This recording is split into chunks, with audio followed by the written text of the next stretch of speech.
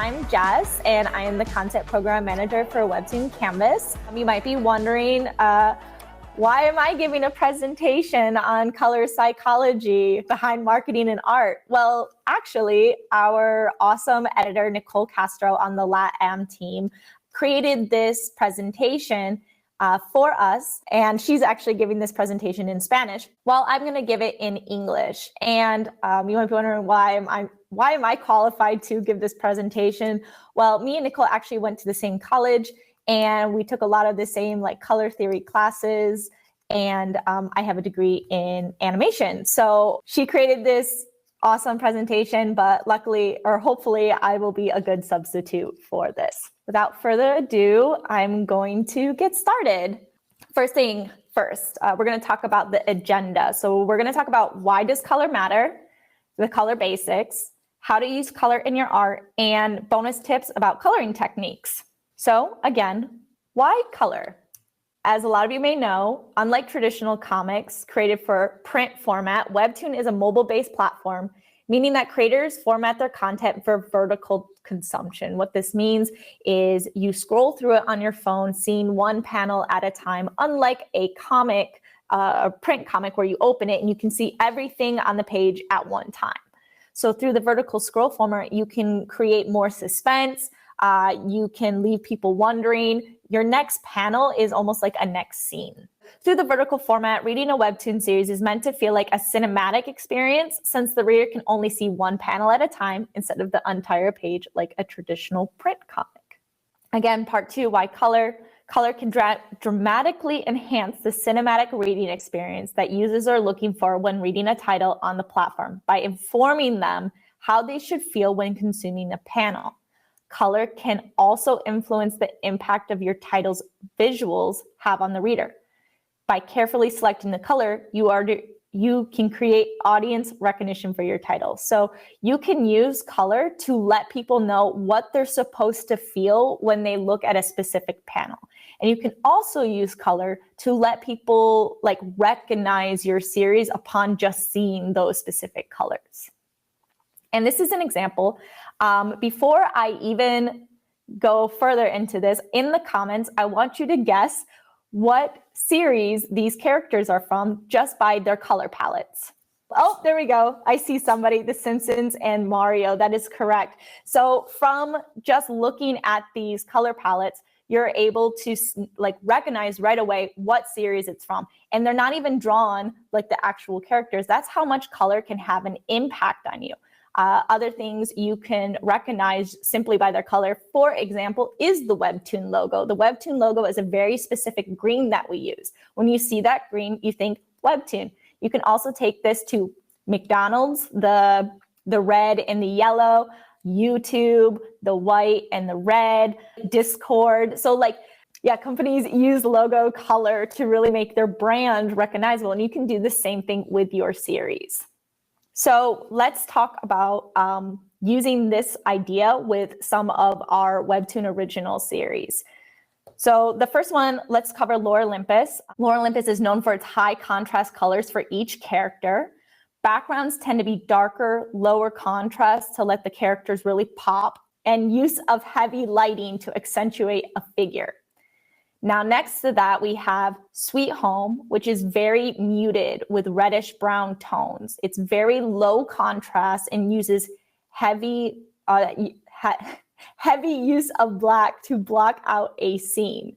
And then on the further end of that spectrum, we have Boyfriends, which uses pastel color palettes, lots of bright light tones, and hardly any light or shadows. So as you can see, when you completely blur out the images, so the characters are not recognizable, you can still tell in those blurred out images what series they come from. So Lore Olympus, you can obviously tell that's Persephone in that image. Sweet Home, you can tell it's Sweet Home by the reddish and dark browns, and then the heavy use of black to block out a scene. And then with Boyfriends, you can instantly recognize those pastel colors. So we're going to cover color basics. This is very basic color lessons with color theory. So first we're going to cover hue. If you did any kind of color wheel in elementary school or middle school or high school, any kind of art class, you definitely did a color wheel. So a hue is a specific color. So you have your primary colors. These are yellow, red, blue, and then your secondary, green, orange, purple, and then your tertiary colors, which are the colors in between. So saturation is the intensity of a color. When you think of saturation, a lot of times what I use as an example is when you take a picture and you turn up the saturation, everything almost looks like you're like Alice in Wonderland. It's so bright. It's so like the color is super intense, and that's what saturation is. Now value, that's the brightness of a color. So rather than the intensity of a color, it's more how dark it is. So this is what value is. It's the light or darkness of a color. And then you have your temperatures.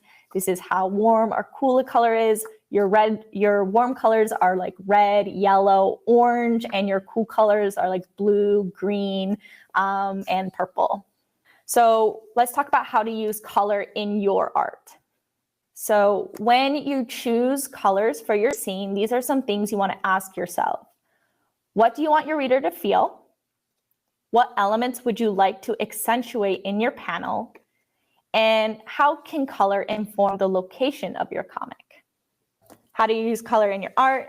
Part 2, color has a powerful influence on reader emotions. Some basic examples of emotions associated with color are red, passion, love, anger, warmth, danger, orange, vitality, creativity, yellow, energy, light, hope, happiness, green, health, nature, wealth, and sickness, blue, trust, security, sadness, and spirituality, and purple, creativity, royalty, and wealth.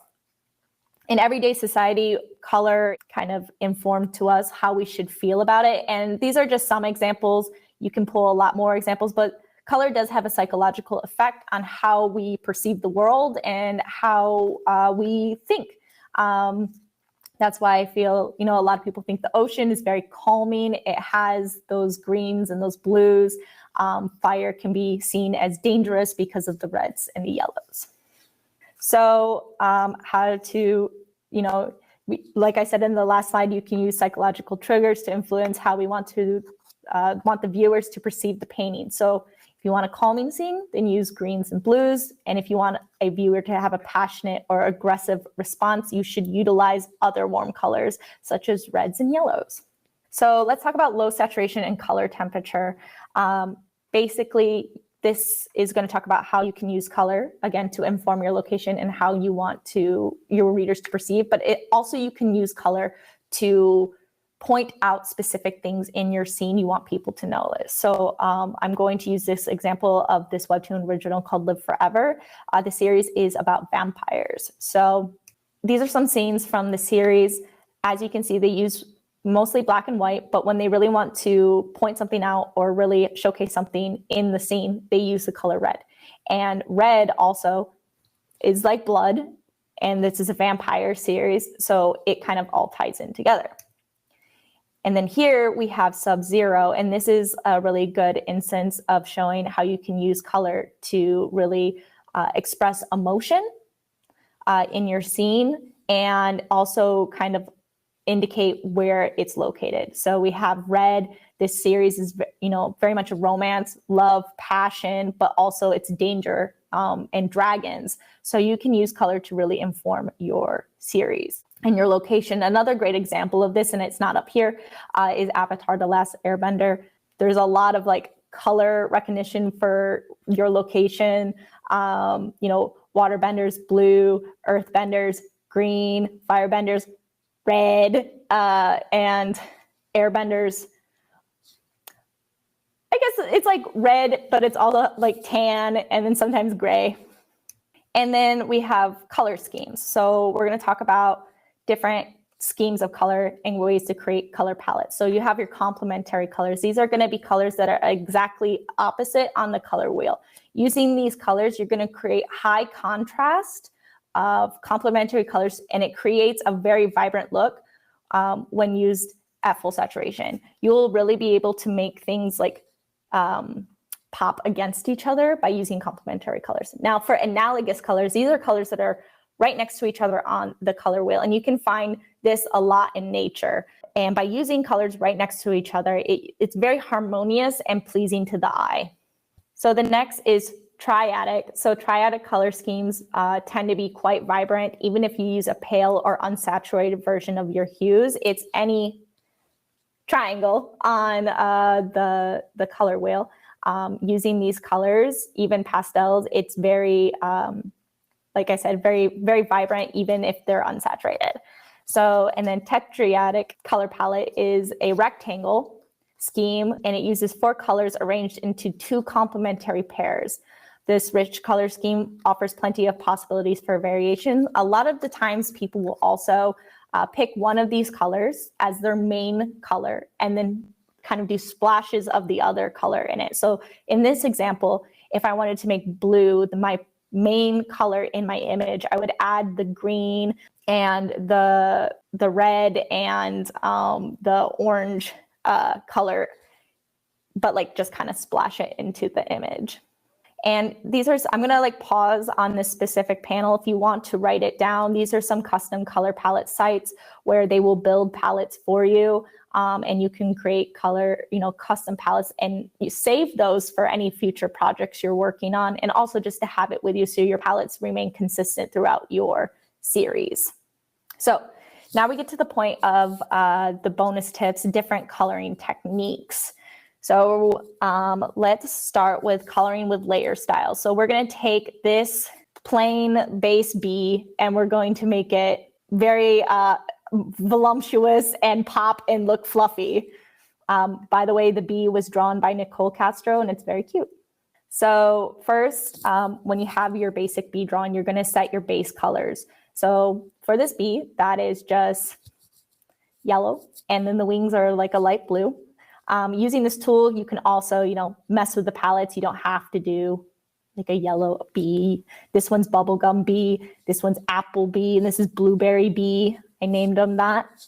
Using layer tools with the multiply layer, it's easy to add a shadow to your base color to give the drawing more dimension. So rather than going in and doing intense painting, you can use these layer tools to really create depth and give your characters more light. Like the base color, you can use this tool to explore different lighting and shadowing scenarios. And then to add highlights to even take your character to a higher level, you can use the layer style called soft light, and this can help create your highlights. And this is an example that Nicole actually sends up to a lot of her original creators, where it's showing using different layer styles like multiply, overlay, soft light, hard light, and color. You can take your original drawing and create a lot of different shadows and highlights to really make your panel the next level and make it even more pleasing to the eye. And I'll pause on this just in case you want to write any of this down. I'm pretty sure this is, it was done in Photoshop, but you can use this in any kind of program that you do use. Okay, I'm going to go on to the next section. So by the way, in each of these slides, there is a credit to a lot of different YouTube tutorials. And I'm sorry, I forgot to say it in the beginning, but for example, this is credited to Mel Milton. They have like a lot of really great tutorials on their site. So if you ever want to check out anything else, feel free. But we're going to talk about gradient mapping. And gradient mapping is basically coloring without coloring. But what you need to do is basically create a drawing using black and white to show your values, right? So you have your shadows, your midtones, your highlights, and you can break this up even further. So this is just kind of showing what, it would originally look like, your highlights, your shadows, your midtones. And using the gradient mapping tool, you can actually select the colors of what those specific values you want them to be. Here's a couple of examples of different color selections in order to obtain this look. And here is another example using gradient mapping with Clip Studio. But here, using the mapping tool, you can change the tone and temperatures of the color of your work quite quickly. So you can continuously repurpose different assets from your series, and you can place them in different locations by changing the colors and temperatures within the gradient mapping. So I'm gonna show you some slides testing this out. This is X'd out because you don't wanna start with this, you're gonna start with this grayed out bee. And this shows the highlights, the lightest part of the bee is the wings. Then you have two different midtones. You have your midtone, which is your body. A shadow, again, is part of the body, but this is the shadow. And then you have the darkest tone, which is the black and the eyes, basically the details. So we're gonna take this bee and put the bee in different locations. And you can see how you can take this simple one bee, and if you change the different colors of the gradient map, you can color the bee to be kind of seamless into its location. So this is beach bee. Beach bee is chilling. And as you can see, the bee's base color is like that yellow, but its shadows are kind of like a bluish green, and its stripes are kind of a blue color, and it's showing more of like a natural light look. So it kind of blends more in with this bright sunny beach day. Now, next to that, you have city bee. City bee grew up in the country and is just going to the city to live its bee dreams, and it's enjoying the nightlife. And you can kind of tell that it's at night because of the colors that were chosen in the gradient map. You have this dark purple to represent the shadows, and the darkest parts of the bee are dark, dark purple, but yet the bee is still yellow. You can still tell it's a bee. It's all about lighting and shadows. Next, we have forest bee. And kind of like beach bee, the shadow is like a greenish color, but this is much more vibrant green. It's not so much of a blue green, and it has a heavier shadow than beach bee. And that's because in the forest, there's a lot more shadowing. So it fits more into there, but this is all done through the gradient mapping. This is all just picking and selecting colors for these specific values. And next we have, this is hell bee. And it looks like it's surrounded by fire. And you can tell that by the shadows. The shadows are a dark orange red. The stripes are deep, deep red. And yet the bee is still yellow, indicating that that's, the main color of the bee. But these are the shadows and the lighting. And this is all done with gradient mapping. None of these bees were actually physically colored. And these are some artists to check out on Instagram that have a really great concept of color, and will be able to help inform you on different coloring techniques. And open for questions, and thank you so much for attending this workshop. I'll try to answer as many questions as I can. I'm glad you all really liked the bee. The bee is my favorite too. Hell bee is my favorite. It's like Hellboy, but hell bee. Oh yeah, let me go back to the slide with the creator info. Tips on coloring line art. So basically, I would kind of use the slide where we talked about using, I'm so sorry, I don't want to leave that slide just in case anybody wants to write it down, but I would make a flat color of that specific, like within the lines, and then from there, add those different layer types. Any advice for use of color in social media? I think it's like a very similar concept of using these different color theory techniques in social media. Like what colors will really make whatever you are presenting on social media pop, what will catch people's eye, and what do you want them to feel when looking at your asset that you are showing on social media. Red is always a color that really catches people's eye. Lighter, like more pale colors, more earthy tones are less likely to catch people's eye. But, art is very subjective. When it comes to Instagram, a lot of artists use it to publish their work. I wouldn't necessarily change your art to catch people's attention unless you're doing a specific marketing thing. Oh, Courtney, if you would like to speak, you can. I see that you're answering some questions in the comments. Would you like to speak on some of these questions? I mean, I could just answer them through the chat so you can continue talking. Oh, no, it's okay. We only have 5 minutes left. I just want to introduce everybody to Courtney. Courtney is a Canvas team intern, and she's been super awesome and has helped with this event tremendously. And she's an awesome artist. So yeah, if she's answering questions in the comments, like she knows what's up. Thank you. Yeah, of course. Okay, yes. How do you recommend managing color shifts for mood while maintaining consistency in comics? So you can have different values of your specific color. One of the things that I did when I was in animation school, I had a specific, color palette for my characters. And then if like they, let's say, were in a night scene, I would use a overlay of a specific color. That way all of the colors kind of were still their colors, but I would use an overlay to create these different scenes. That was one of the quicker ways that I did it. And like I said, there's a lot of resources on YouTube as well that talks a lot about color theory and really great techniques in order to, create these different colors that you want to. I'm rambling at this point. I'm so sorry. But yes, please check out YouTube tutorials. What kind of color palettes do you like?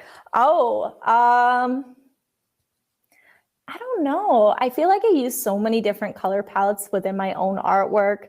It really depends, I think, on my mood. Like, what am I feeling that specific day?